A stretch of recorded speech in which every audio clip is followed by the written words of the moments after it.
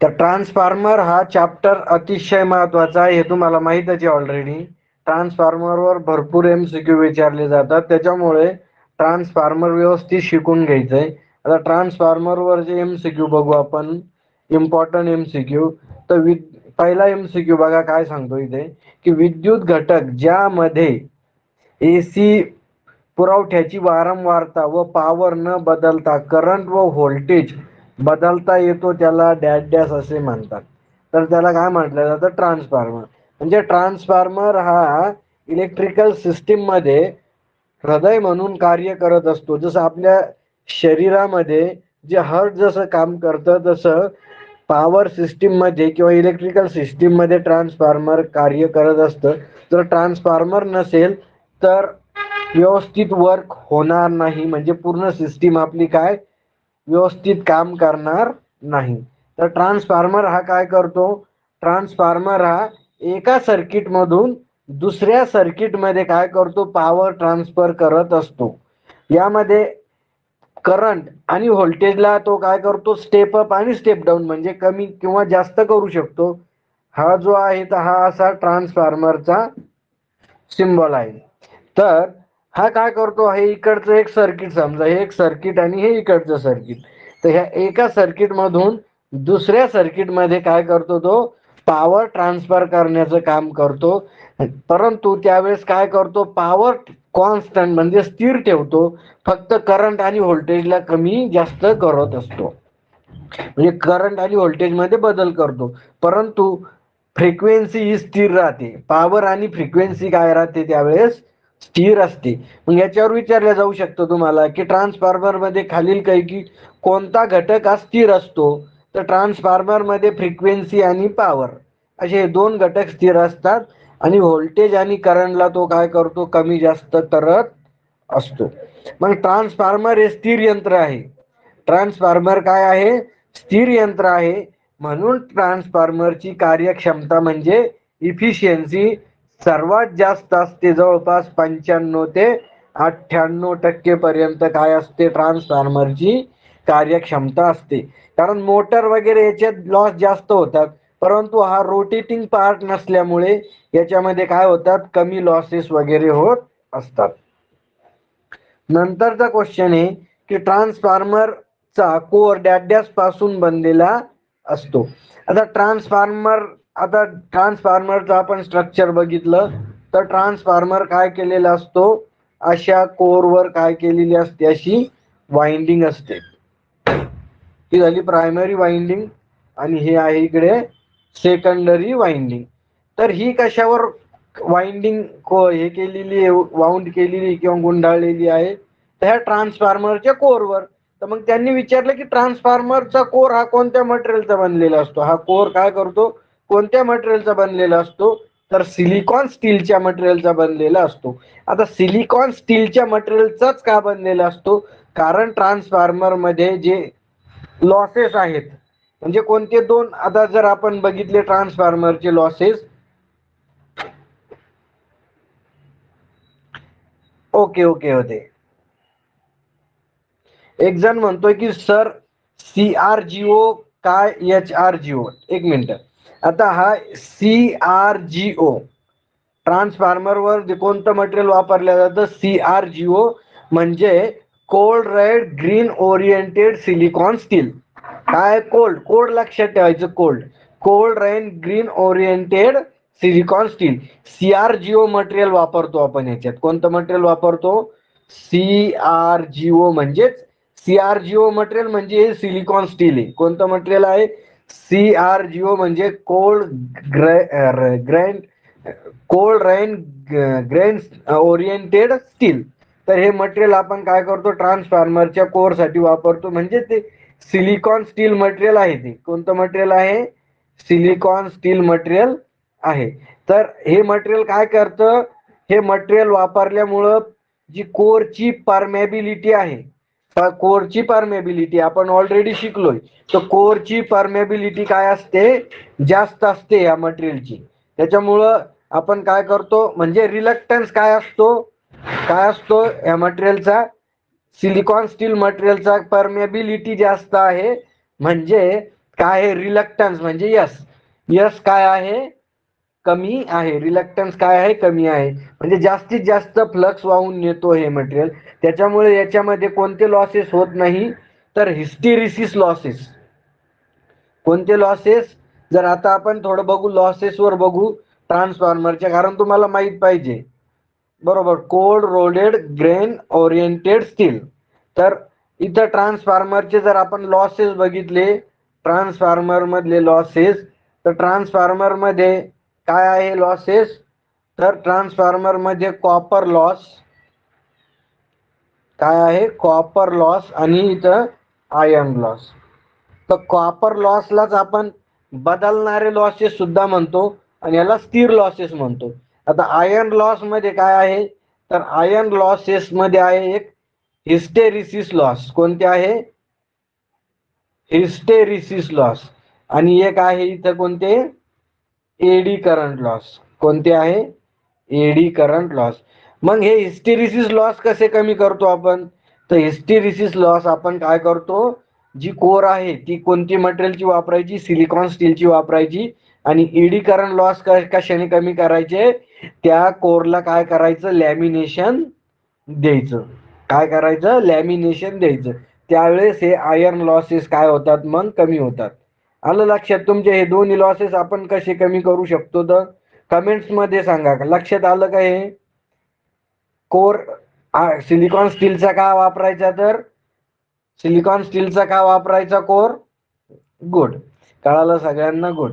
Silicon स्टीलचा का वापरायचा, कारण याच्यामुळे लॉसेस कमी होतात. आता नंतरचा क्वेश्चन बघू आपण, की जर ट्रान्सफॉर्मर दिलेल्या पुरवठ्यामध्ये वाढ होऊन आउटपुटला मिळत असल्यास त्याला डॅश डॅश ट्रान्सफॉर्मर असे म्हणतात.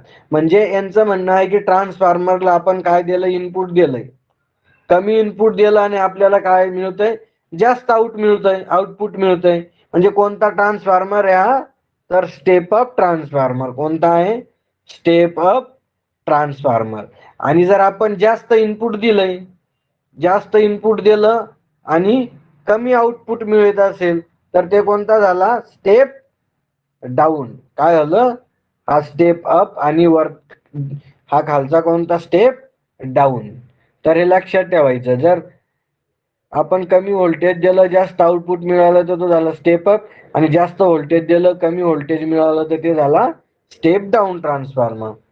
तर तोच हा क्वेश्चन आहे 4 नंबरचा. याचा आन्सर आहे स्टेप अप.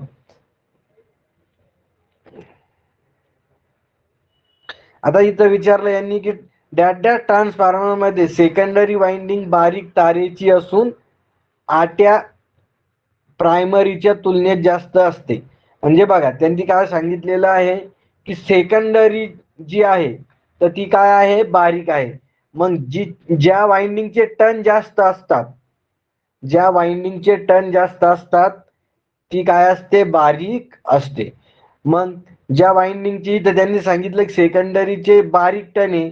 बारीक टर्न आहे म्हणजे याचे टर्न काय आहे, जास्त आहे. ज्याचे टर्न जास्त आहे तो कोणता आहे, स्टेप अप ट्रान्सफॉर्मर.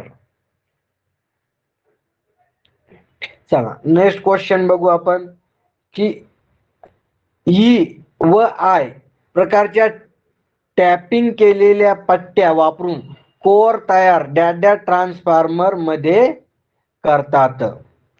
आता जो हा ट्रान्सफॉर्मर आहे तर आहे बेरी टाईप ट्रान्सफॉर्मर, आणि हा आपण कुठेच वापरत नाही. तर ट्रान्सफॉर्मरचे रचनेनुसार आपण ऑलरेडी बघलं की रचनेनुसार प्रकार, रचनेनुसार काय आहे, प्रकार. तर रचनेनुसार आपण प्रकार बघितले, याचे 3 प्रकार आहे रचनेनुसार. रचनेनुसार कोणते कोणते प्रकार आहे, 3 प्रकार आहे. एक आहे कोर टाईप ट्रान्सफॉर्मर, एक आहे कोणता, सेल टाईप ट्रान्सफॉर्मर, आणि एक आहे बेरी टाईप ट्रान्सफॉर्मर. तर बेरी टाईप ट्रान्सफॉर्मर आपण वापरत नाही, त्याच्यामुळे याचा विषय नाही, याच्यावर प्रश्न पण विचारला जाणार नाही तुम्हाला. आता एक आहे कोर टाईप ट्रान्सफॉर्मर आणि एक आहे सेल टाईप ट्रान्सफॉर्मर. तर जे आपण मोठमोठाले ट्रान्सफॉर्मर बघतो ते कोर टाईप ट्रान्सफॉर्मर असतात, म्हणजे ते हाय व्होल्टेज हाय पॉवर साठी वापरले जातात. जे तुम्ही डिस्ट्रीब्युशन सिस्टीम मध्ये, ट्रान्समिशन सिस्टीम मध्ये बघतात ते झाले कोर टाईप ट्रान्सफॉर्मर. मग तुम्हाला विचारला जाऊ शकतो की हाय व्होल्टेज आणि हाय पॉवर साठी कोणता ट्रान्सफॉर्मर वापरला जातो, तर तो आहे कोर टाईप ट्रान्सफॉर्मर.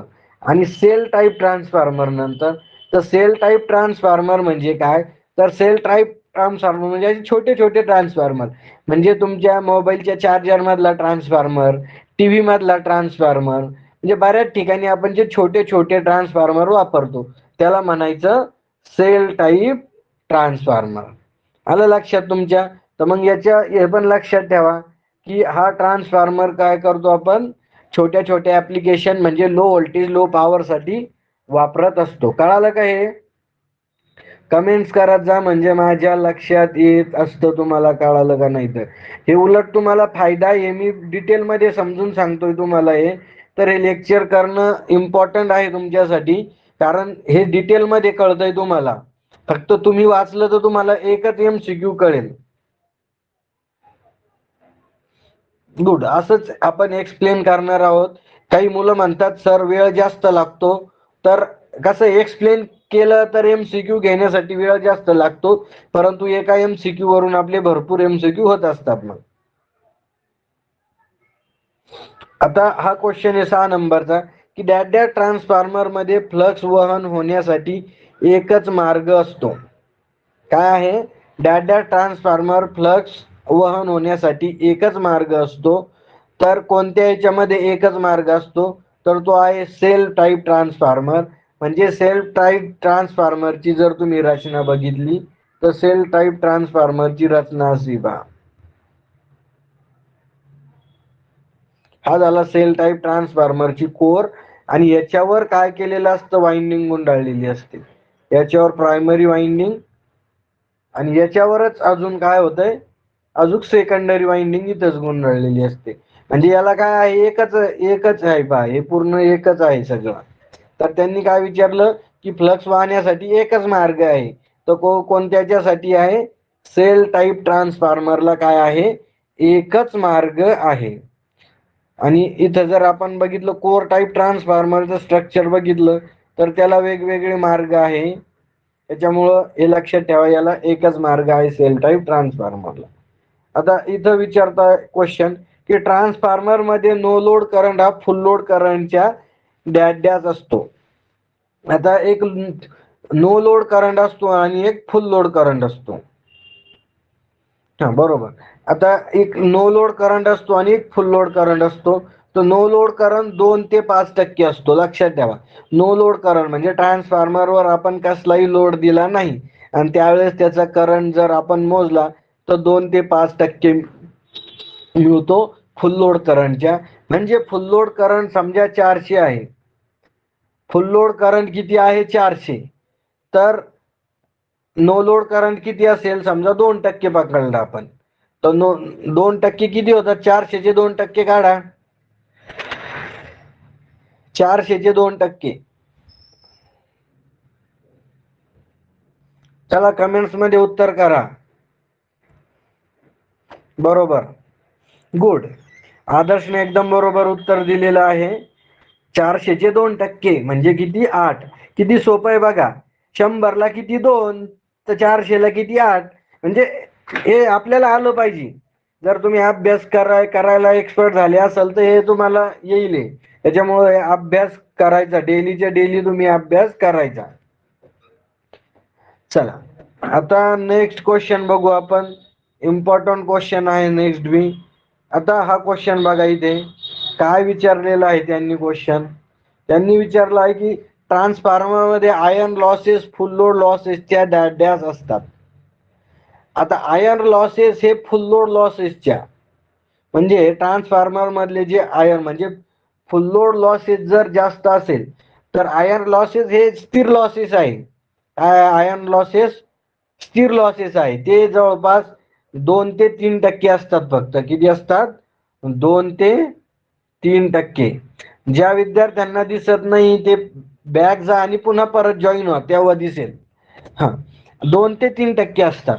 मग इफिशियन्सी म्हणजे कार्यक्षमता केव्हा जास्त असेल, ज्या वेळेस आयर्न लॉसेस बरोबर कोणते लॉसेस असेल, कॉपर लॉसेस असतील. आयर्न लॉसेस बरोबर कॉपर लॉसेस असतील त्यावेळेस ट्रान्सफॉर्मरची कार्यक्षमता जास्तीत जास्त असेल. असा पण MCQ विचारला जातो आणि हा इम्पॉर्टंट MCQ आहे की ट्रान्सफॉर्मरची कार्यक्षमता केव्हा जास्तीत जास्त असते. तर ट्रान्सफॉर्मरची कार्यक्षमता केव्हा जास्तीत जास्त असते? आयर्न लॉसेस बरोबर कॉपर लॉसेस. ज्यावेळेस आयर्न लॉसेस आणि कॉपर लॉसेस सारखे असतील त्यावेळेस काय असाल? मॅक्झिमम इफिशियन्सी असेल. चला नेक्स्ट क्वेश्चन तुमच्यासाठी. ट्रान्सफॉर्मरचे कोर अखंड न बनवता पातळ 0.3 ते 0.5 mm च्या धातूच्या पट्ट्या घेऊन लॅमिनेट करून बनवतात, त्यामुळे डॅश डॅश लॉसेस कमी होतात. तर बघा आता त्याला आपण काय करतो, ट्रान्सफॉर्मरची एकच जाडी. आता मी तुम्हाला अशी कोर दाखवली ट्रान्सफॉर्मरची, म्हणजे ही ट्रान्सफॉर्मरची कोर आहे समजा.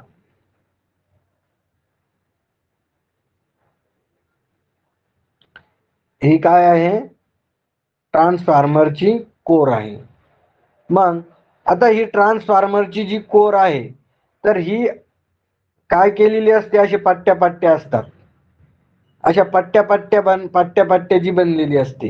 तर अशी का बनलेली असते ते? आणि याच्यात लॅमिनेशन दिलेले असतं, कारण इडी करंट लॉसेस कमी करायचे आपल्याला. म्हणजे आपण काय करतो? लॅमिनेशन देतो. लॅमिनेशन किती?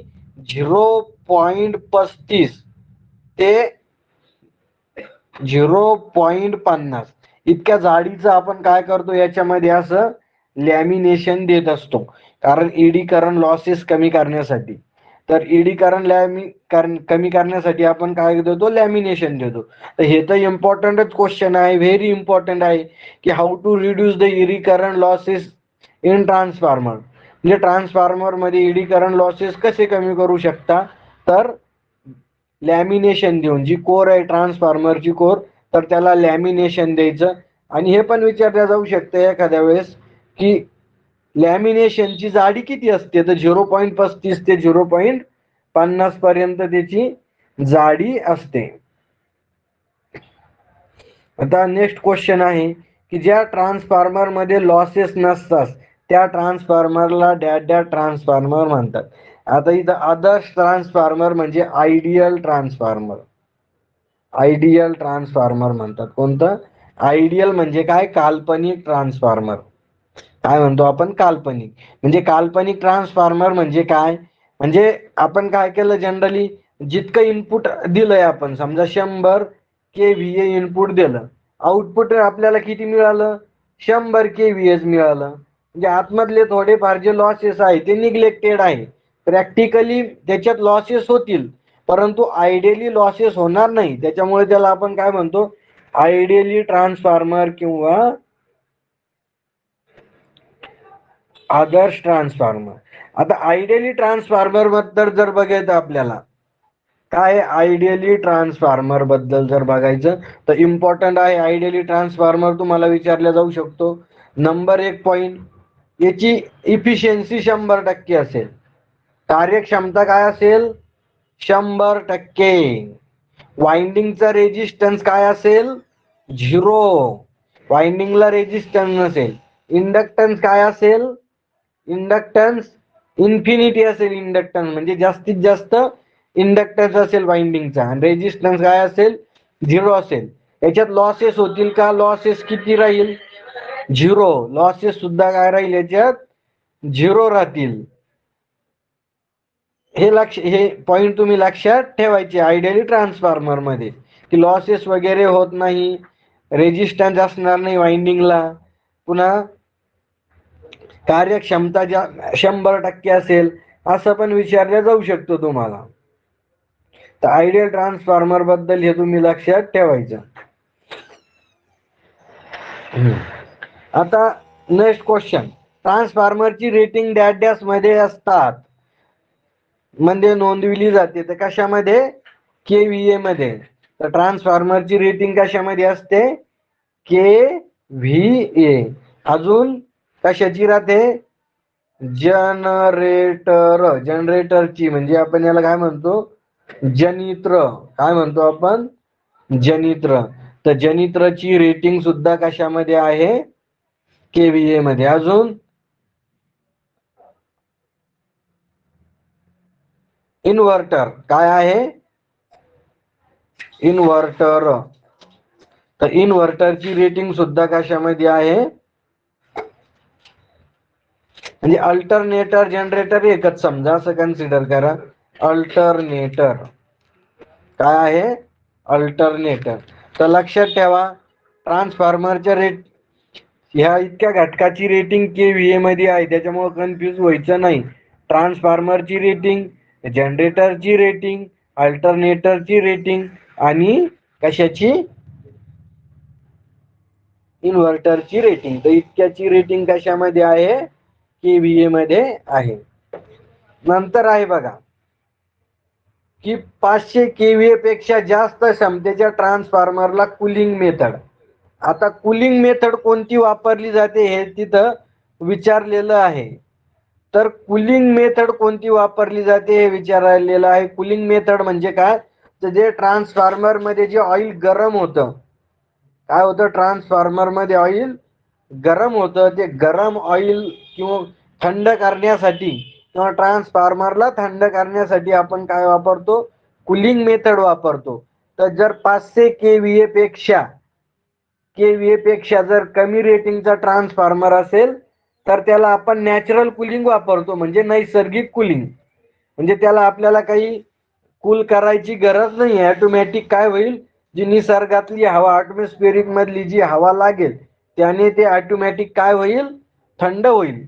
परंतु 500 केव्हीए पेक्षा जर जास्त क्षमतेचा ट्रान्सफॉर्मर असेल तर त्याला आपण काय करू?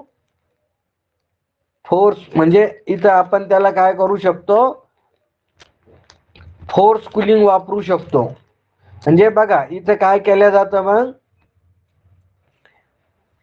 याच्यामध्ये जे ट्रान्सफॉर्मर आहे तर ते ट्रान्सफॉर्मर असं सर्क्युलेट होतं पंपाद्वारे आणि त्याच्यावर काय केलं जातं? थंड पाणी टाकलं जातं. खूप जास्त पॉवर ट्रान्सफॉर्मर असेल तर, खूप मोठमोठाले ट्रान्सफॉर्मर असेल तर ते ऑइल थंड करण्यासाठी आपण त्याच्यावर पाणी टाकत असतो. आता नंतर बघू डिस्ट्रीब्युशन ट्रान्सफॉर्मर जो आहे तर त्याच्या कूलिंगसाठी कोणती मेथड वापरली जात असते? तर डिस्ट्रीब्युटिंग ट्रान्सफॉर्मर साठी ऑइल कूलिंग मेथड वापरली जाते. इथं करेक्शन करून द्या, एअर फोर्स नाही वापरत. तर डिस्ट्रीब्युशन ट्रान्सफॉर्मर साठी आपण ऑइल कूलिंग मेथड वापरतो. म्हणजे जे ट्रान्सफॉर्मर आहे ह्या ऑइल कूलिंग मुळे काय करतो आपण? ट्रान्सफॉर्मर काय करत असतो? थंड करत असतो. तर जे ट्रान्सफॉर्मर मध्ये ऑइल वापरतो याचे दोन कार्य आहेत. हे पण इम्पॉर्टंट क्वेश्चन आहे, IMP मध्ये येतो तो क्वेश्चन की ट्रान्सफॉर्मरच्या ऑइलचं कार्य काय आहे? काय ट्रान्सफॉर्मरच्या ऑइलचं कार्य? तर तो कूलिंग साठी सुद्धा वापरला जातो. कूलिंग साठी आणि इन्सुलेशन पर्पज साठी. इन्सुलेशन म्हणजे प्रायमरी वाइंडिंग आणि सेकंडरी वाइंडिंग मध्ये इन्सुलेशन तो म्हणून कार्य करत असतो. थंड सुद्धा करतो वाइंडिंगला किंवा ट्रान्सफॉर्मरला. आणि प्रायमरी आणि सेकंडरी वाइंडिंगच्या मध्ये काय असतो? तो इन्सुलेशन म्हणून सुद्धा कार्य करत असतो. नेक्स्ट क्वेश्चन आहे की मोठ्या आकाराच्या मीटर्स मध्ये ट्रान्सफॉर्मर वापरतात. म्हणजे जे मोठ्या आकाराच्या मीटर्स आहेत त्याच्यामध्ये कोणत्या टाईपचा ट्रान्सफॉर्मर वापरतात? तर तो असतो इन्स्ट्रुमेंट ट्रान्सफॉर्मर. कोणता आहे? Instrument transformer. म्हणजे इन्स्ट्रुमेंट ट्रान्सफॉर्मर म्हणजे कोणते? तुमचे सीटी व पीटी. काय आहे? सीटी आणि पीटी. सीटी म्हणजे काय? तर करंट ट्रान्सफॉर्मर. आणि पीटी म्हणजे काय? पोटेन्शियल ट्रान्सफॉर्मर किंवा व्होल्टेज ट्रान्सफॉर्मर. तर हे इन्स्ट्रुमेंट ट्रान्सफॉर्मर कशासाठी वापरला जातो? तर सीटी वापरला जातो उच्च करंट मोजण्यासाठी आणि पीटी मेजर केला जातो उच्च व्होल्टेज मेजर करण्यासाठी. कारण आता समजा 400 केव्हीए 400 केव्ही व्होल्टेज आहे. किती केव्ही व्होल्टेज आहे? 400 केव्ही. तर आपण मल्टीमीटरने याने त्याने ते मोजू शकत नाही किंवा व्होल्ट मीटरने आपण मोजू शकत नाही. मग हे जास्त व्होल्टेज आपण कशाने मोजतो? पीटीने म्हणजे पोटेन्शियल ट्रान्सफॉर्मरने. किंवा मग 10,000 एम्पियर करंट आहे, 10,000 एम्पियर करंट आपण मोजू शकत नाही ॲमीटरने, त्याच्यामुळे आपल्याला काय सीटी वापरायचा आहे म्हणजे करंट ट्रान्सफॉर्मर. त्याच्यावर MCQ विचारला जातो की सीटी कशासाठी वापरला जातो आणि पीटी कशासाठी वापरला जातो. तर पीटी हा उच्च व्होल्टेज आणि सीटी हा उच्च करंट मोजण्यासाठी वापरला जात असतो. नंतरचा क्वेश्चन आहे करंट ट्रान्सफॉर्मर डॅश डॅश प्रकाराचा आहे. तर करंट ट्रान्सफॉर्मर हा स्टेप डाऊन आहे. करंट ट्रान्सफॉर्मर काय आहे? स्टेप डाऊन आहे. आणि पोटेन्शियल ट्रान्सफॉर्मर हा स्टेप अप ट्रान्सफॉर्मर आहे. हा कोणता आहे? Current transformer. करंट ट्रान्सफॉर्मर म्हणजे कोणता? Step up transformer. आणि स्टेप डाऊन म्हणजे काय? Potential transformer. काय आहे? Potential transformer.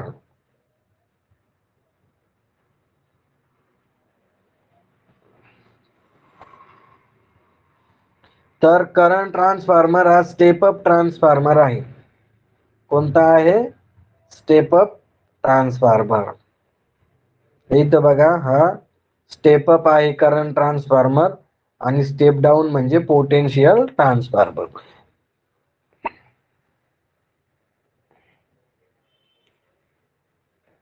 चला, कळालं का इथपर्यंत? कमेंट्स करा सगळे विद्यार्थी. गुड.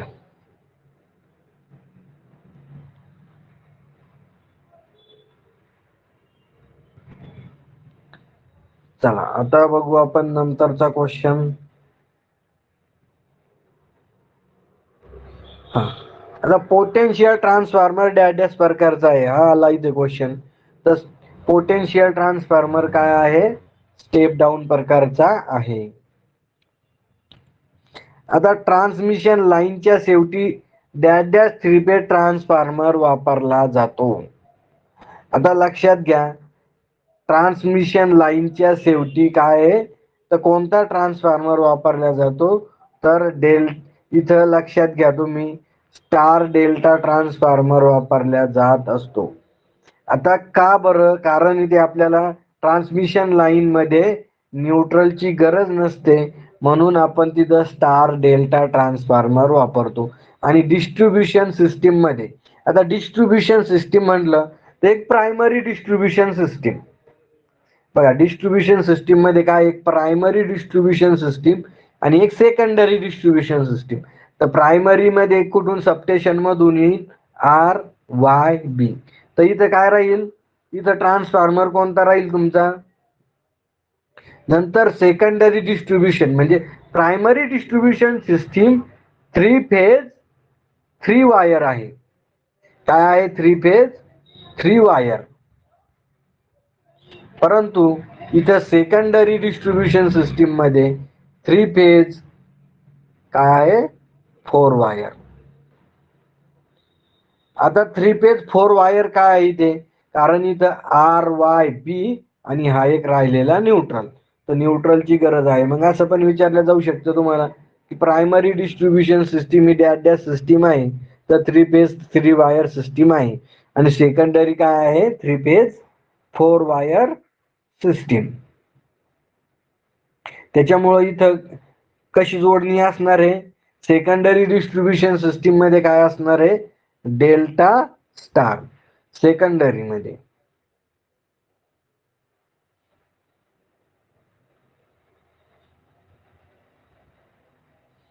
आता नेक्स्ट क्वेश्चन आहे, ट्रान्समिशन लाईनच्या सुरुवातीला डॅश डॅश 3 फेज ट्रान्सफॉर्मर बसवतात.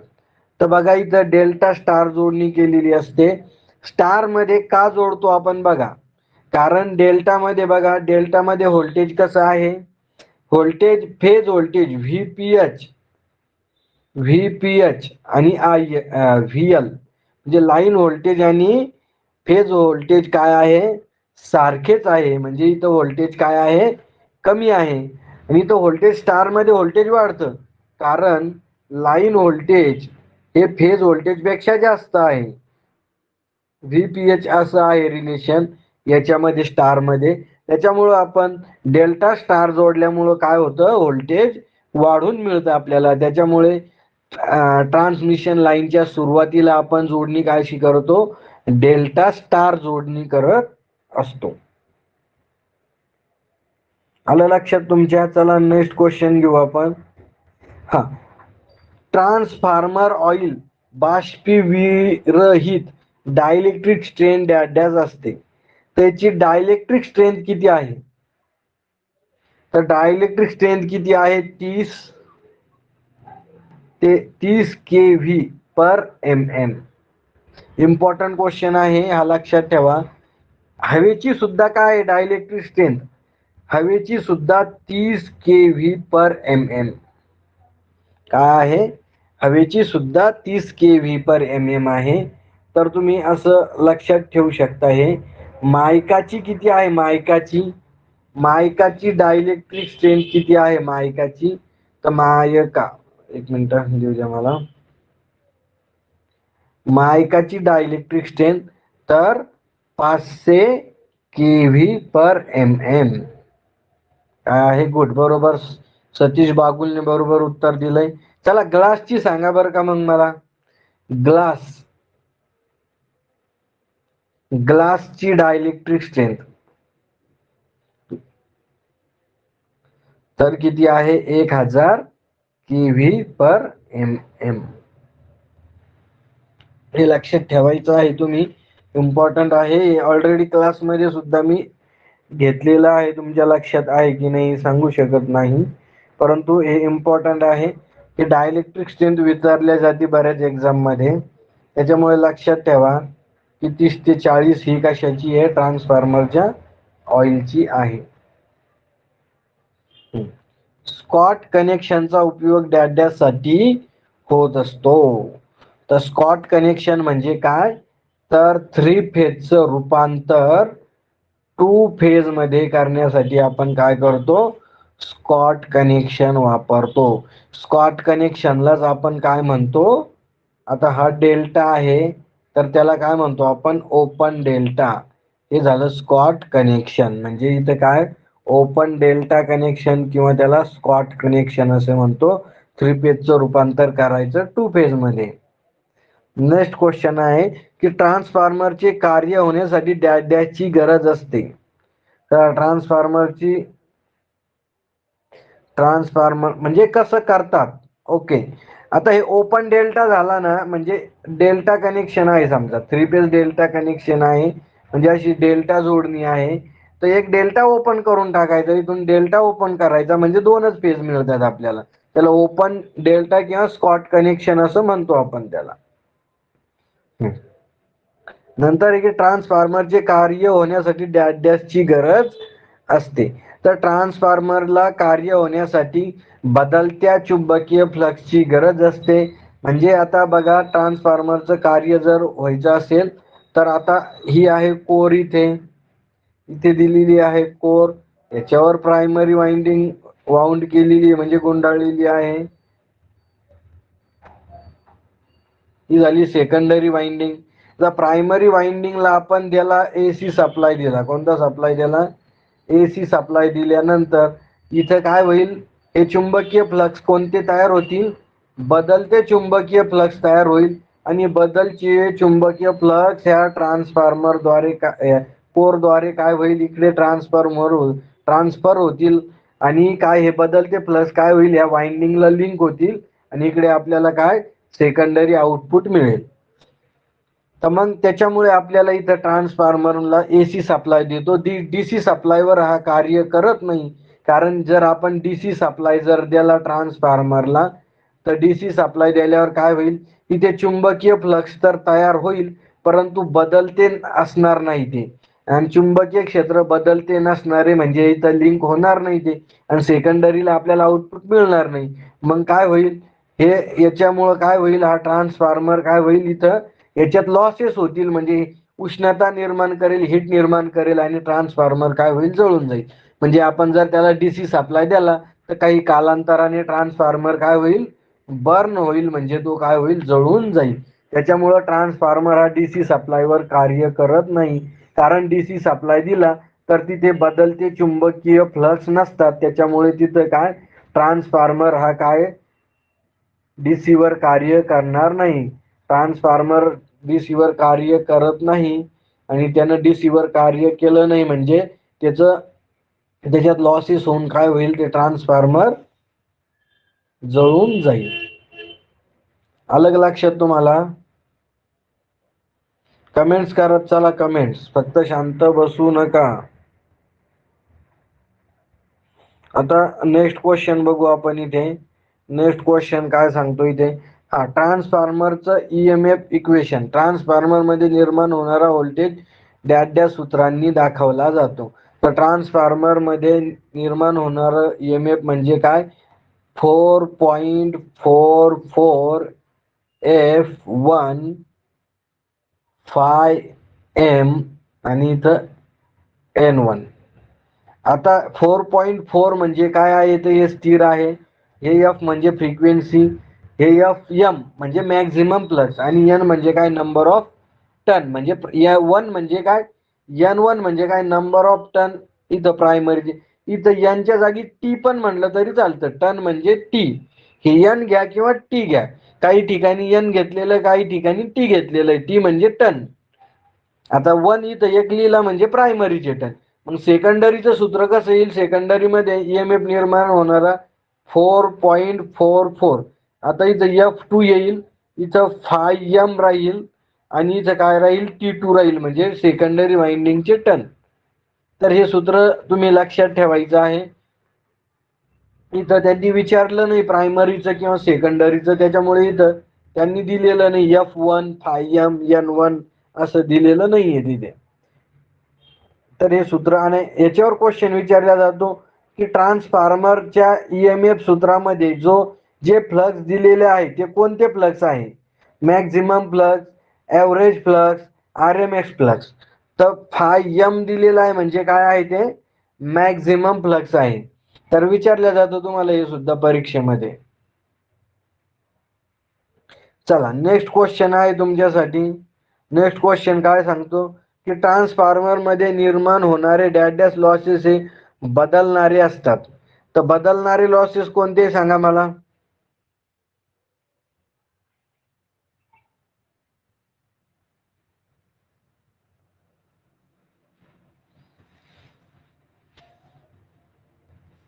बरोबर, बरोबर. आता इथं कॉपर लॉसेस, बदलणारे लॉसेस आहे. कॉपर लॉसेस करेक्ट आन्सर आहे, परंतु इथं यांनी डी दिलेलं, इथं आन्सर, इथं यांचं करेक्शन करून घ्या. इथं उत्तर चुकलेलं आहे, इथं त्यांनी डी दिलेलं आहे. तर असंच होतंय, त्याच्यामुळे मी तुम्हाला हा क्वेश्चन विचारला, कारण इथं उत्तर चुकीचं दिलं होतं. त्याच्यामुळे म्हटलं बघू आपण, तुम्ही बघून सांगता की कसं. तर बरोबर उत्तर दिलेलं आहे. सर्वात पहिले कोणी दिलंय उत्तर, ओके, आदर्शने दिलंय, नंतर स्नेहलनी दिलंय, नंतर प्रजक्तानी दिलंय. गुड. तर इथं जे बदलणारे लॉसेस कोणते आहे, कॉपर लॉसेस आहे. म्हणजे याचा अर्थ तुम्ही हे उत्तर बघून दिलेलं नाही, म्हणजे अभ्यास करून तुम्ही सांगताय, नाही तर इथलचं उत्तर बघायचं आणि सांगायचं. चला गुड. ज्यांनी उत्तर दिलंय बरोबर त्यांचं अभिनंदन. अभ्यास चांगला चालू आहे समजा तुमचा, असं म्हणायला काही हरकत नाही. नंतरचा क्वेश्चन आहे की 2 पेक्षा जास्त ट्रान्सफॉर्मर समांतर जोडणी. बघा हा पण मी क्लासमध्ये बऱ्याच वेळेस क्वेश्चन घेतलेला आहे आणि याच्यावर प्रश्न विचारला जातो.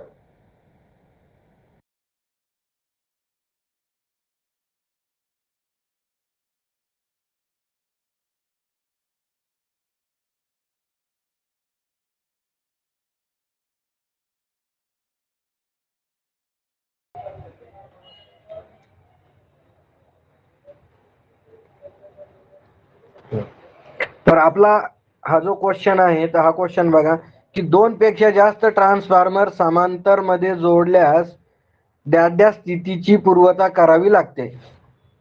म्हणजे नेहमी तुम्हाला हा क्लासमध्ये मी क्वेश्चन घेतलेला आहे की 2 पेक्षा म्हणजे पॅरलल ऑपरेशन, ट्रान्सफॉर्मरचं काय करायचं आहे आपल्याला, पॅरलल ऑपरेशन करायचं आहे. तर कोणती महत्वाची अट आहे त्याच्यासाठी, तर सर्व ट्रान्सफॉर्मरची व्होल्टेज रेटिंग सारखी असावी, सर्व ट्रान्सफॉर्मरची करंट रेटिंग सारखी राहावी, सर्व ट्रान्सफॉर्मरची पॉवर रेटिंग सारखी असावी, 4 नंबरचा ऑप्शन बघू आपण, यापैकी नाही. तर बघा आता इथे बघा, महत्वाचं मी काय सांगितलेलं आहे तुम्हाला की ट्रान्सफॉर्मरच्या पॅरलल ऑपरेशनसाठी जर सिंगल फेज ट्रान्सफॉर्मर असेल तर पोलारिटी महत्वाची आहे. पोलारिटी सिंगल फेज ट्रान्सफॉर्मर असेल तर पोलारिटी महत्वाची आहे आणि 3 फेज ट्रान्सफॉर्मर असेल तर फेज सिक्वेन्स महत्वाचा आहे. त्याच्यानंतर व्होल्टेज रेटिंग ही महत्वाची आहे. काय आहे? व्होल्टेज रेटिंग महत्वाची आहे. नंतर फ्रिक्वेन्सी सारखी पाहिजे, फ्रिक्वेन्सी सुद्धा महत्वाची आहे. तर ह्या गोष्टी महत्वाच्या आहे. याच्यासाठी सगळ्यात माहिती पोलारिटी किंवा फेज सिक्वेन्स, पोलारिटी किंवा फेज सिक्वेन्स सारखा पाहिजे, व्होल्टेज रेटिंग सारखी पाहिजे, फ्रिक्वेन्सी सारखी पाहिजे, किंवा याला असं पण म्हणू शकतो आपण की टर्न रेशो सारखे पाहिजे. काय पाहिजे? टर्न रेशो सारखे पाहिजे. काय? टर्न रेशो सारखे पाहिजे, हे पण महत्वाचं आहे. नंतर पर युनिट इम्पिडन्स सुद्धा सारखा पाहिजे. काय पाहिजे? Per unit impedance. Current rating सारखी नसली ती चालते, पॉवर रेटिंग सारखी नसली तर चालते. कारण मी सांगितलंय तुम्हाला पॉवर रेटिंग इम्पॉर्टंट नाही. याच्यात एक 100 kVA ट्रान्सफॉर्मर असेल आणि एक 200 kVA चा असेल तर पॉवर रेटिंग दोघांची वेगवेगळी आहे, तरी ते आपण पॅरलल ऑपरेशन करू शकतो. तर ह्या गोष्टी महत्वाच्या आहे. पॅरलल ऑपरेशन साठी 1 नंबरची गोष्ट कोणती? तर पोलारिटी सारखी पाहिजे. 2 नंबर गोष्ट कोणती? तर फेज सिक्वेन्स सारखा पाहिजे. 3 नंबर व्होल्टेज रेटिंग सारखी पाहिजे. 4 नंबर फ्रिक्वेन्सी सारखी पाहिजे. 5 नंबर टर्न रेशो सारखे पाहिजे. 6 नंबर पर युनिट इम्पिडन्स सारखा पाहिजे. आलं लक्षात तुमच्या? ह्या गोष्टी इम्पॉर्टंट आहे याच्यासाठी, पॅरलल ऑपरेशन साठी. नंतरचा क्वेश्चन बघू आपण आता. इम्पॉर्टंट क्वेश्चन आहे नंतरचा की ट्रान्सफॉर्मर ची प्रायमरी व सेकंडरी वाइंडिंग डॅश डॅश एकमेकांशी जोडली जातात. आता ह्या कशा एकमेकांशी जोडल्या जातात? तर ह्या मॅग्नेटिकली कपल असतात. काय असतात? Magnetically couple. मॅग्नेटिकली कपल म्हणजे काय? ही झाली प्रायमरी वाइंडिंग, ही झाली सेकंडरी वाइंडिंग, इथं मध्ये कोर आणि इथं हे इथलचे फ्लक्स इकडे जातात, म्हणजे या कशा जोडलेल्या आहे? मॅग्नेटिकली. कशा असतात? मॅग्नेटिकली ह्या कपल असतात. हे पण लक्षात ठेवायचं. आणि हा महत्वाचा आहे इथं की हा मॅग्नेटिकली कपल असतात, परंतु ॲटो ट्रान्सफॉर्मरची मॅग्नेटिकली असते आणि इलेक्ट्रिकली सुद्धा असते, दोन्ही असते.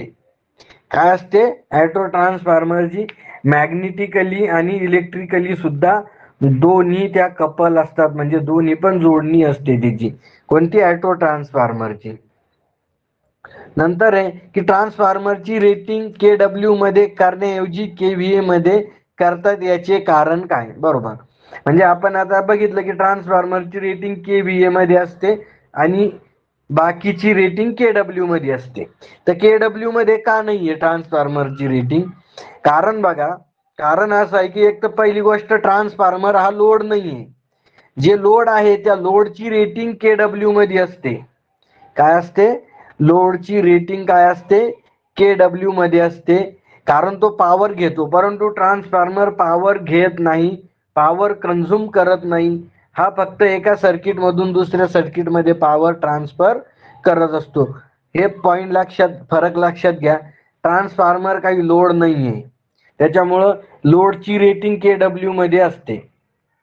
म्हणजे आता बघा इथं लोड यांनी दिले की लोड रेजिस्टन्स कॅपॅसिटिव्ह इंडक्टिव्ह आहे, हे माहित नसते. तर म्हणजे लोड इंडक्टिव्ह आहे का कॅपॅसिटिव्ह आहे का काय? फक्त ट्रान्सफॉर्मर काय करतो? करंट आणि व्होल्टेज पाठवत असतो. ट्रान्सफॉर्मर काय करतो? करंट आणि व्होल्टेज पाठवत असतो. आणि करंट व्होल्टेज म्हणजे पॉवर. म्हणजे ट्रान्सफॉर्मर काय करतो? करंटला आणि व्होल्टेजला काय करतो? फक्त ट्रान्सफर करतो. त्याच्या हा काही लोड नाहीये, त्याच्यामुळं याची रेटिंग काय असते? KVA. म्हणजे VA म्हणजे व्होल्ट अँपियर किंवा KVA असं आपण त्याला म्हणतो, हे लक्षात ठेवा. म्हणजे आपल्याला लोड कोणता आहे, रेजिस्टिव्ह आहे की कॅपॅसिटिव्ह आहे की इंडक्टिव्ह माहित नाही, त्याच्यामुळे ट्रान्सफॉर्मरची रेटिंग KVA मध्ये ठेवली जात असते. नंतर बघा, ट्रान्सफॉर्मर मधील लॅमिनेशन डॅशनी एकमेकापासून इन्सुलेट करतात. तर लॅमिनेशन कशा, व्हर्निशचा पातळ थर म्हणजे व्हर्निशचा पेपर जो आहे तर त्याचं आपण काय करतो, लॅमिनेशन वापरत असतो. नंतरचा क्वेश्चन आहे की ट्रान्सफॉर्मरवरील लोड कमी झाल्यास डॅश लॉसेस कमी होतात. तर लक्षात ठेवा, ट्रान्सफॉर्मरवरचा लोड कमी झाला तर काय होतो, कॉपर लॉसेस कमी होतात. कारण कॉपर लॉसेस म्हणजे काय, तर I²R लॉसेस. कॉपर लॉसेस म्हणजे काय, I²R लॉसेस. आणि लोड बदलला की करंट बदलतो, लोड बदलला की करंट बदलतो. त्याच्यामुळे इथं करंट बदलला की हे लॉसेस बदलतात, म्हणजे कॉपर लॉसेस काय होतात, बदलत असतात. त्याच्यामुळे कॉपर लॉसेसला बदलणारे लॉसेस म्हणतात.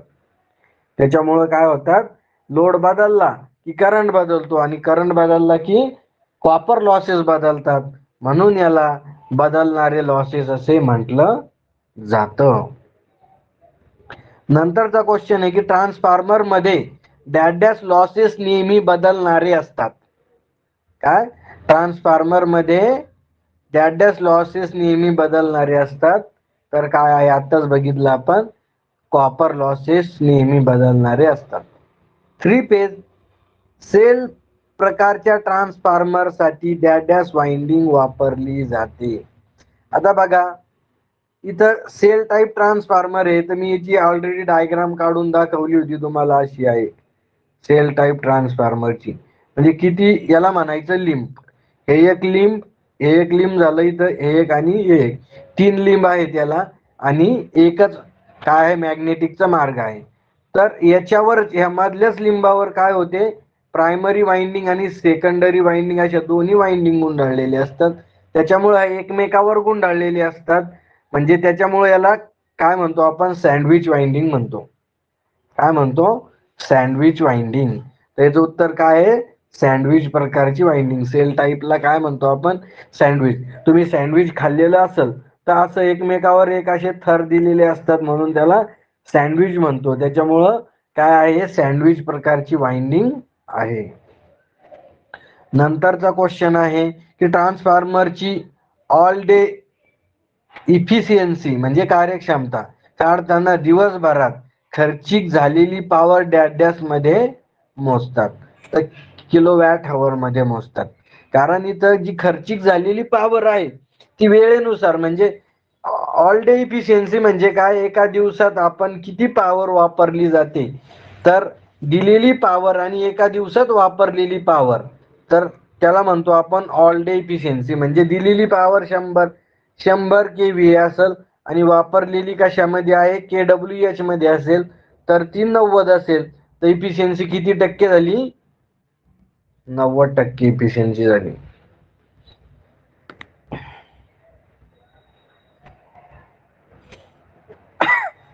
नेक्स्ट क्वेश्चन बघू आपण आता. चला, 32 नंबरचा क्वेश्चन आहे तुमच्यासाठी की डिस्ट्रीब्युशन ट्रान्सफॉर्मरच्या डॅश भागामध्ये जास्त उष्णता निर्माण होते. तर आता ऑलरेडी आपण ट्रान्सफॉर्मरचे सगळे पार्ट बघितलेले आहे. सगळे ट्रान्सफॉर्मरचे सगळे पार्ट तुम्हाला माहीतच पाहिजे आणि त्यांचे फंक्शन्स माहीत पाहिजे, म्हणजे त्यांचे कार्य तुम्हाला माहीत पाहिजे. तर इथं त्यांनी विचारलं की कोणत्या ट्रान्सफॉर्मरच्या कोणत्या भागामध्ये सर्वात जास्त उष्णता असते. तर वाइंडिंग कशामध्ये असते, ट्रान्सफॉर्मरची वाइंडिंग ही सर्वात जास्त गरम होत असते. त्याच्यामुळं ट्रान्सफॉर्मरच्या वाइंडिंग कशामध्ये डिपेंड केलेले असतात किंवा कशामध्ये बुडवलेले असतात, ऑइल मध्ये. थंड होण्यासाठी कशामध्ये बुडवलेल्या असतात, त्या ऑइल मध्ये बुडवलेल्या असतात. त्याच्यामुळे सर्वात जास्त गरम कोणता पार्ट होतो, तर ट्रान्सफॉर्मरच्या वाइंडिंग या सर्वात जास्त गरम होतात. आता ट्रान्सफॉर्मरवर व्हेरी इम्पॉर्टंट बकॉल्स रिले, काय आहे? Very important. Buchholz relay dash पासून इशारा व संरक्षण देतो. व्हेरी इम्पॉर्टंट आहे. त्याच्यावर आपण ऑलरेडी बकॉज रिले सांगितलेला आहे मी.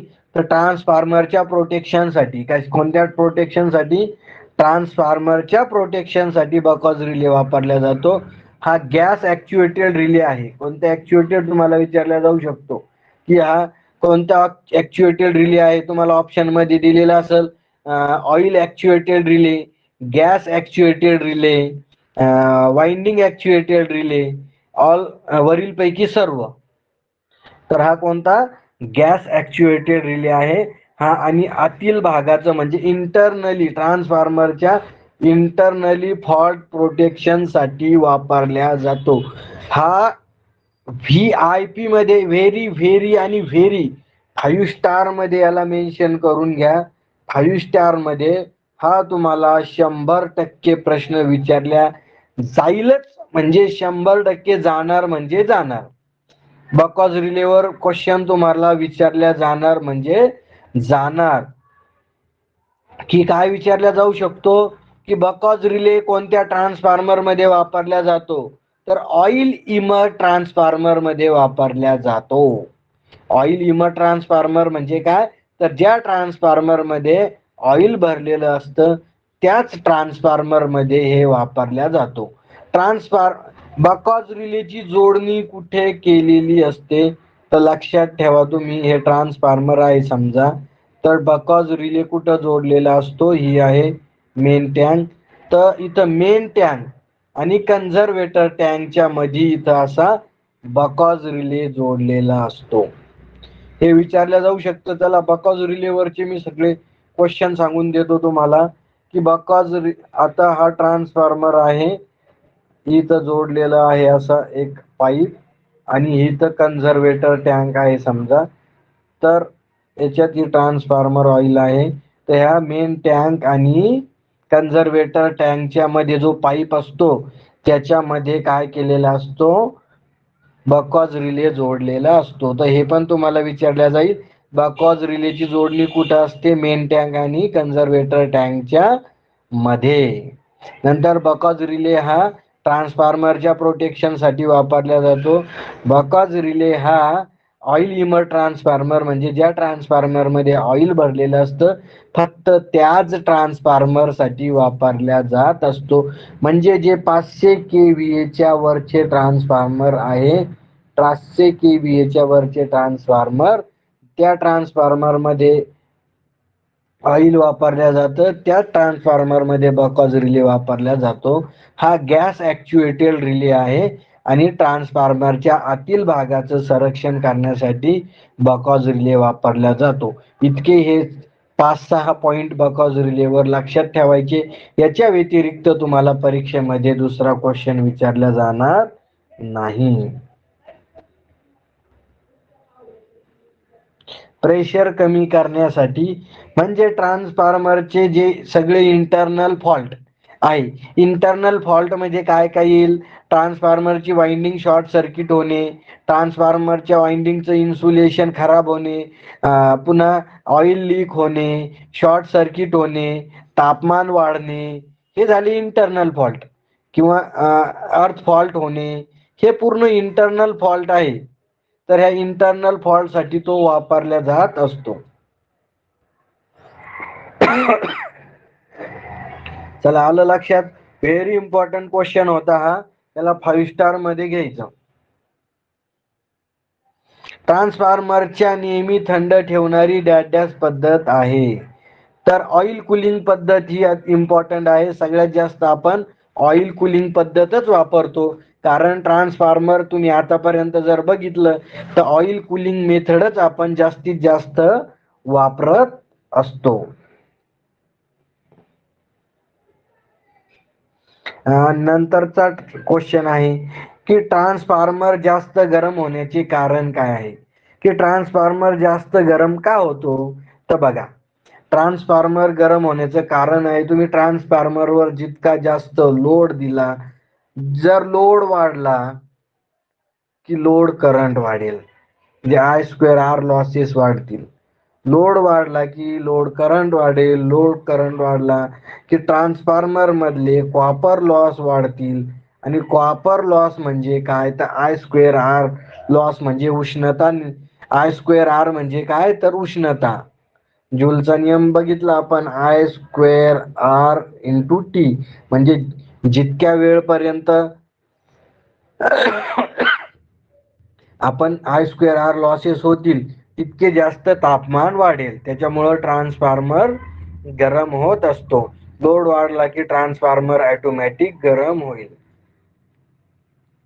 नंतरचा क्वेश्चन आहे की 1 केव्हीए ट्रान्सफॉर्मर मध्ये 1 व्होल्ट साठी 8 वेड्या, तर 110 साठी किती वेड्या व्होल्टेज बाजूला लागतील. म्हणजे इथं काय काढायचंय आपल्याला, बघा 1 केव्हीएचा ट्रान्सफॉर्मर आहे. त्यांनी काय सांगितलेलं, 1 केव्हीएचा ट्रान्सफॉर्मर आहे, तर 1 व्होल्ट साठी 8 वेढे, म्हणजे 1 व्होल्ट साठी किती, 8 वेढे, तर 110 व्होल्ट साठी किती वेढे. तर मग याचं सूत्र काय आहे आपलं, बघा याचं सूत्र काय आहे, एन म्हणजे काय, turn, N1 upon N2 is equal to V1 upon V2. चला काढा बर का, उत्तर काढायचं. किती येत आहे, काय काढायचंय आपल्याला, V2 काढायचा आहे. V2 काढायचा म्हणजे कसं येईल, सूत्र काय येईल, V2 बरोबर काय येईल, V1 गुणिले N2 अपॉन N1. चला ठेवा आता किमती. तर V1 ची किंमत किती, 1 गुणिले V2 ची किंमत किती आहे,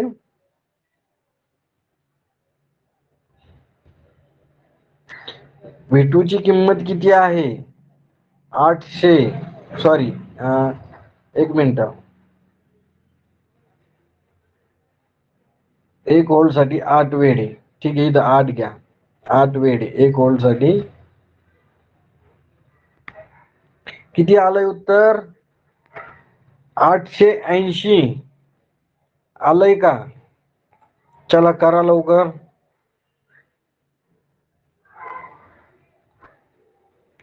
काय येईल, V2 बरोबर, चला ज्यांना नाही आलं ते बघा इकडे, आणि ज्यांना आलं ते बघू नका. आता V1 किती दिलाय, V1 तर 1 दिलेला आहे, 1 गुणिले, आता हे इकडे काय भागिले, इकडं V येईल आणि इकडं आपल्याला हे पाठवायचंय, म्हणजे V2 अपॉन V1 येईल.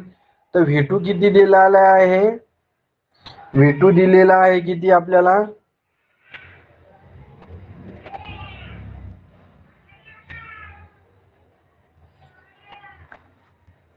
V2 किती दिलेला आहे, का V2 काढायचा आहे आपल्याला, V2 काढायचा आहे आपल्याला, गुड. एक मिनिट, इथं मी I2 काढतोय, आपल्याला V2 काढायचा आहे. 1 मिनिट, आता परत सूत्र हे करा, बघा N1 upon N2 is equal to V1 upon V2. V1 आणि V2 दिलेला आहे, आपल्याला N2 काढायचा आहे, N2 काढायचा आहे.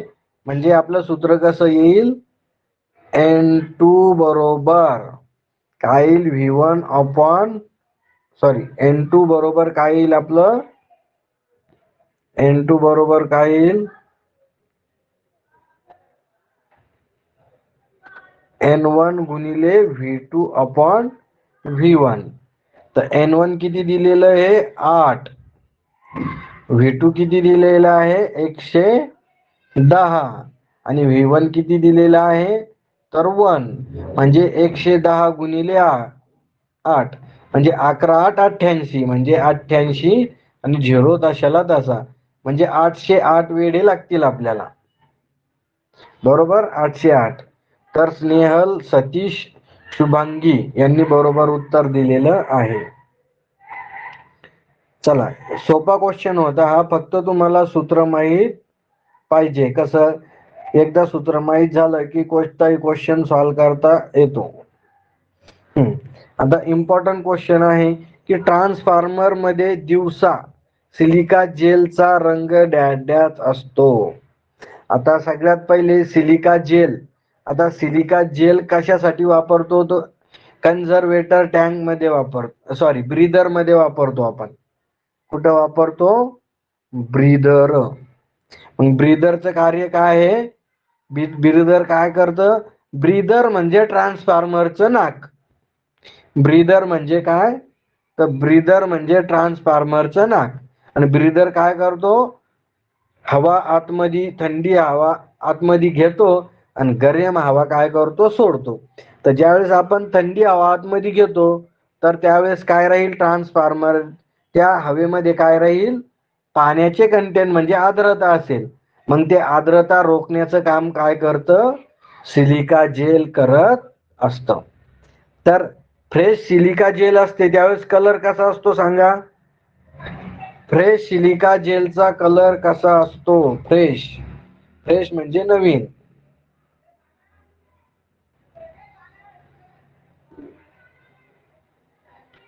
फ्रेश सिलिका जेलचा ब्ल्यू असतो. आणि ज्यावेळेस ती खराब होते त्यावेळेस कसा असतो,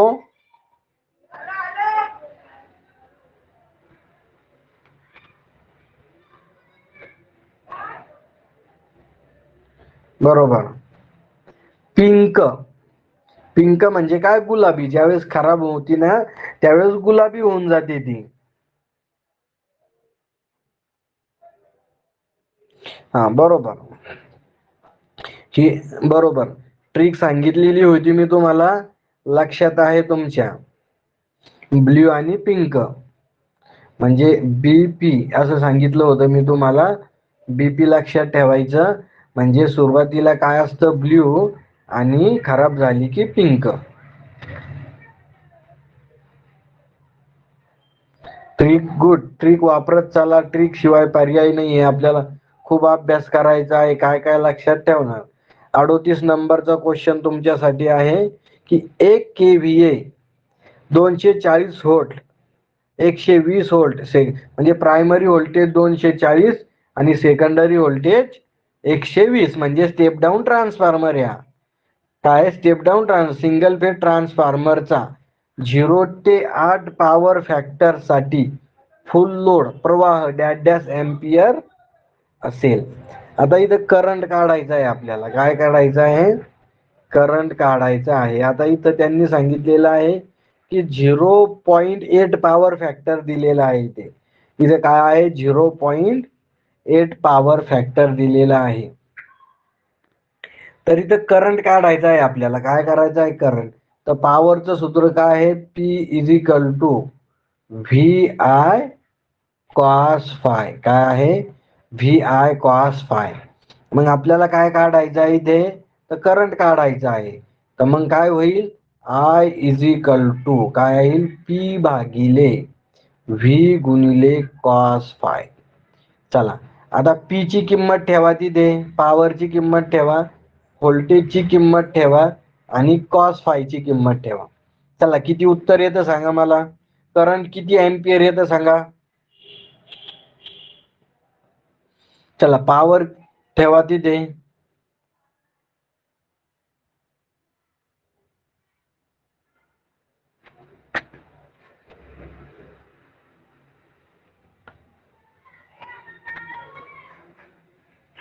चला आलं का उत्तर, लवकर उत्तर काढा.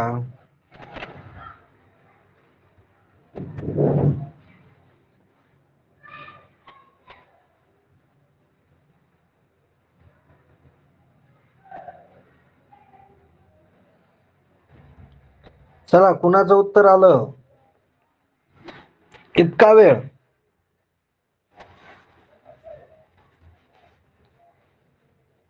तर चला हे कॅल्क्युलेशन करा, उत्तर येऊन जाईल तुमचं.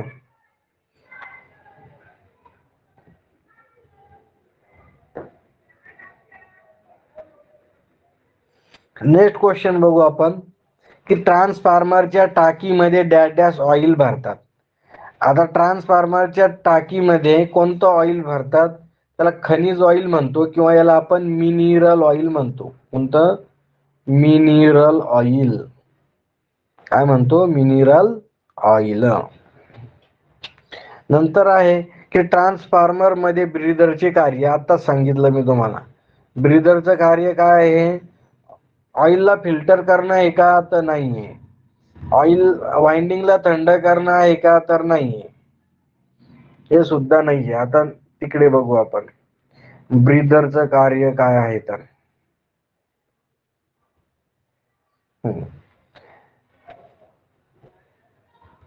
कूलिंग ऑइलला ऑक्सिजन पुरवणे आहे का, नाही, तर काय, हवेची आर्द्रता शोषून घेणे, हे काय आहे, करेक्ट उत्तर आहे. गुड. नंतर हे ट्रान्सफॉर्मरच्या कन्झर्वेटरचे कार्य. आता कन्झर्वेटर टँक म्हणजे हे ट्रान्सफॉर्मर आहे आणि आपण काय करतो, अशी वरती काय असते, एक छोटीशी कन्झर्वेटर टँक असते इथे. इथे काय, आणि ती अर्धीच भरलेली असते. काय असते, अर्धीच भरलेली असते. तर काय करते, ऑइलचे प्रसारण व अंकुचन होताना काळजी घेणे. म्हणजे ज्यावेळेस ऑइल गरम होतो त्यावेळेस तो काय होतो, प्रसरण पावतो म्हणजे वाढतो, आणि ज्यावेळेस थंड होतो त्यावेळेस अंकुचन पावतो. मग त्याच्यामुळं काय होतं, हे अर्धीच भरलेली टँक असते. मग जर ट्रान्सफॉर्मरचं ऑइल वाढलं ही ट्रान्सफॉर्मरची पातळी वाढते, म्हणजे टँक ही काय होते, भरते. आणि कमी झालं की काय होते, कमी होते. जर मग ही आपण जर ही टँक लावलीच नाही आणि ट्रान्सफॉर्मर ऑइल जर गरम झालं, ही ट्रान्सफॉर्मर म्हणजे कन्झर्वेटर टँक लावलीच नाही आणि हे ट्रान्सफॉर्मरची टँक आपण फक्त लावली आणि ज्यावेळेस ऑइल गरम झालं तर काय होईल, हे ऑइल जर वाढलं म्हणजे प्रसारण पावलं, ही ट्रान्सफॉर्मरची टँक फुटून जाईल. त्याच्यामुळे काय करतं, हे ट्रान्सफॉर्मरला ही टँक फुटण्यापासून वाचवत असतं ते.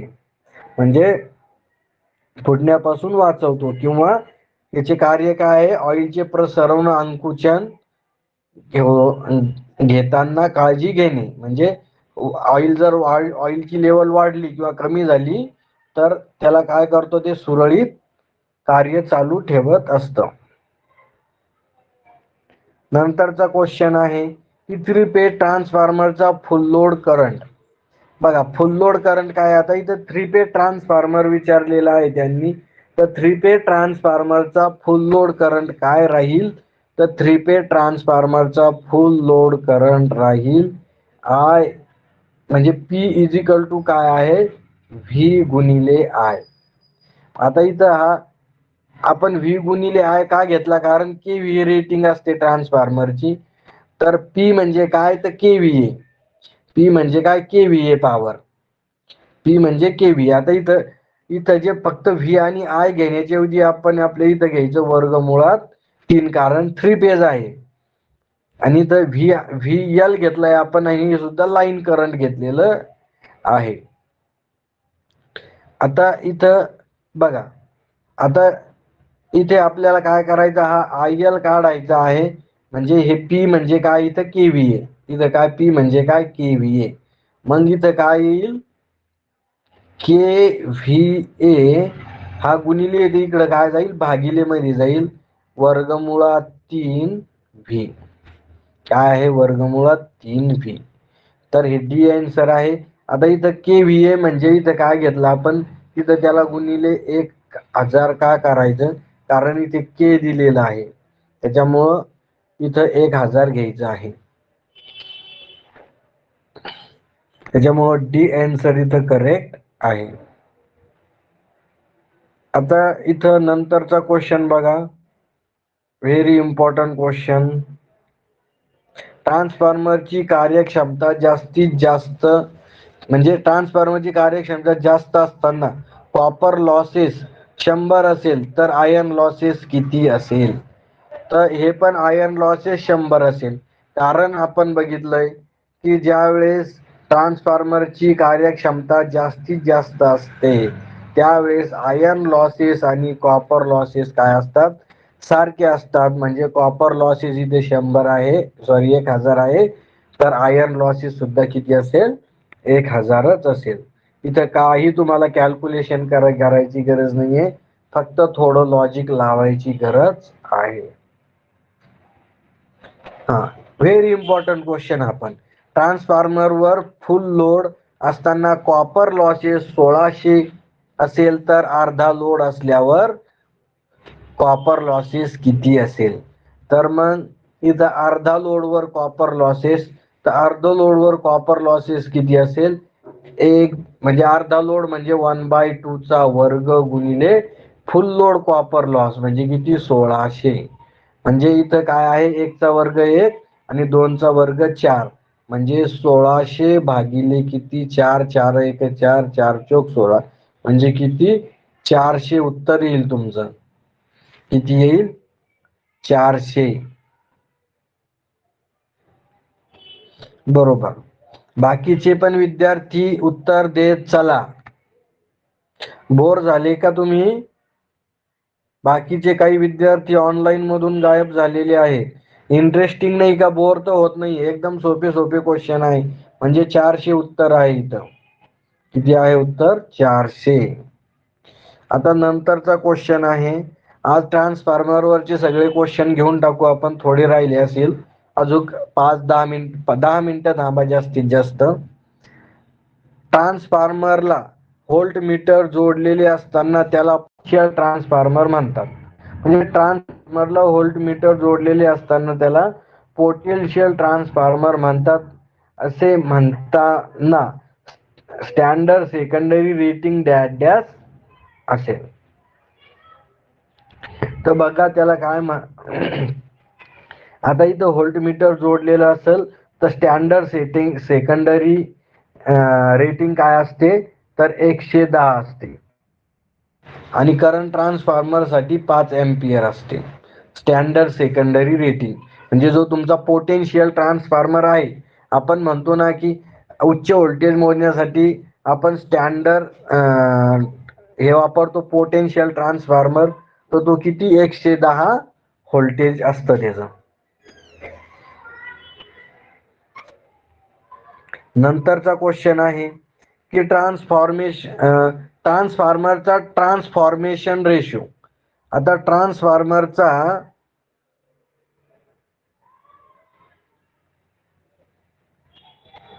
आता बघा ट्रान्सफॉर्मरचा ट्रान्सफॉर्मेशन रेशो विचारलेला आहे यांनी. तर ट्रान्सफॉर्मेशन रेशो म्हणजे काय? तर ट्रान्सफॉर्मेशन रेशो म्हणजे काय? तर secondary quantity upon primary quantity. म्हणते काहीही असो, म्हणजे K=N2/N1 हा झाला ट्रान्सफॉर्मेशन रेशो. K=V2/V1 हा झाला ट्रान्सफॉर्मेशन रेशो. अजून काय असू शकतो? तर I1/I2 हा सुद्धा झाला ट्रान्सफॉर्मेशन रेशो. म्हणजे इथं हा आहे ट्रान्सफॉर्मेशन रेशो म्हणजे secondary quantity upon primary quantity. हे लक्षात ठेवा ट्रान्सफॉर्मेशन रेशो. नेक्स्ट क्वेश्चन आहे तुमच्यासाठी हा इम्पॉर्टंट.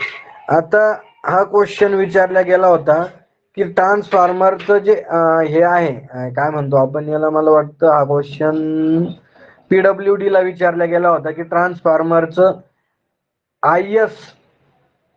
IS नंबर काय हा? तर IS 3156 हा आहे. ट्रान्सफॉर्मरचा काय? 3156 काय आहे? IS 3156. तर IS 3156 नुसार सिंगल फेज व 3 फेज पोटेन्शियल ट्रान्सफॉर्मरचे सेकंडरी व्होल्टेज डॅश डॅश असते. तर पोटेन्शियल ट्रान्सफॉर्मरचे PT आताच मी सांगितलं तुम्हाला, तर काय असतं? 100 किंवा 110. आताच बघितलं आपण 110. तर 100 किंवा 110 पर्यंत पोटेन्शियल ट्रान्सफॉर्मरचं व्होल्टेज असतं. आता हे मी सांगितलंय तुम्हाला ओपन डेल्टा. ओपन डेल्टा म्हणजे असं काय आहे? ओपन डेल्टा म्हणजे हा डेल्टा काय झाला? ओपन डेल्टा झाला. तर ओपन डेल्टा म्हणजे एखादा डेल्टा कनेक्शन आहे आणि एखाद्या वेळेस डेल्टा ओपन जर झाला तर काय होईल? तर ओपन डेल्टा ट्रान्सफॉर्मरला सुरक्षित सप्लाय लोडला पुरवण्यासाठी जास्तीत जास्त लोड डॅश डॅश असला पाहिजे. तर किती असला पाहिजे? तर इथं काय दिलेलं आहे, इथं तो ओपन डेल्टाला इथं त्यांनी 58 दिलंय, तर 57% पाहिजे. किती पाहिजे? 57%.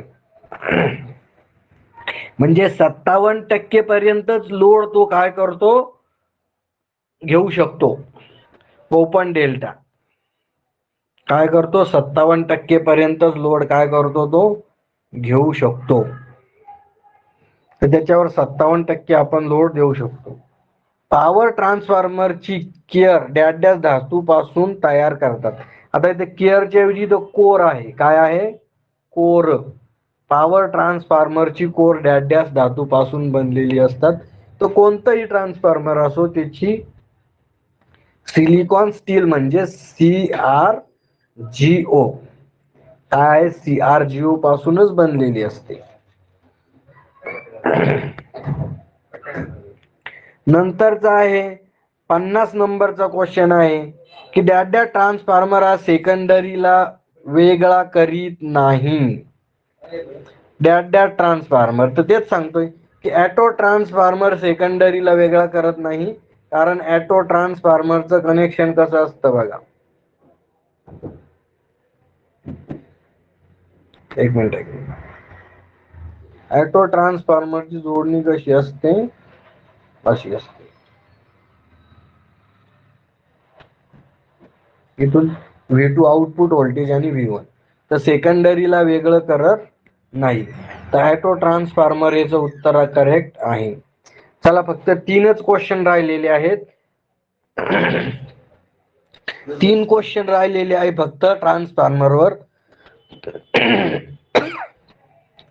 तर हा क्वेश्चन परत आलाय की ट्रान्सफॉर्मरची रेटिंग डॅश डॅश मध्ये नोंदवतात, तर KVA मध्ये नोंदवल्या जाते. नंतरचा क्वेश्चन बघू आपण.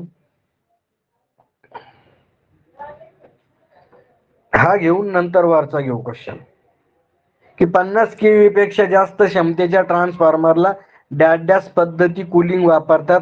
हा सुद्धा क्वेश्चन परत आलेला आहे. तर फोर्स वॉटर म्हटलेलं आहे त्यांनी इथं. आणि राहिला हा क्वेश्चन इथे. तर इथे तुम्हाला एका दुकानात, म्हणजे इथं हा प्रॉब्लेम आहे. हा ट्रान्सफॉर्मेशन रेशो दिलेला आहे करंट ट्रान्सफॉर्मरचा, व हा दिलेला आहे पोटेन्शियल ट्रान्सफॉर्मरचा. तर पोटेन्शियल व 0 ते 5 एम्पियर आहे आणि हा आहे 0 ते 110 व्होल्ट मीटर. तर जास्तीत जास्त प्रवाह व्होल्टेज किती असू शकतो?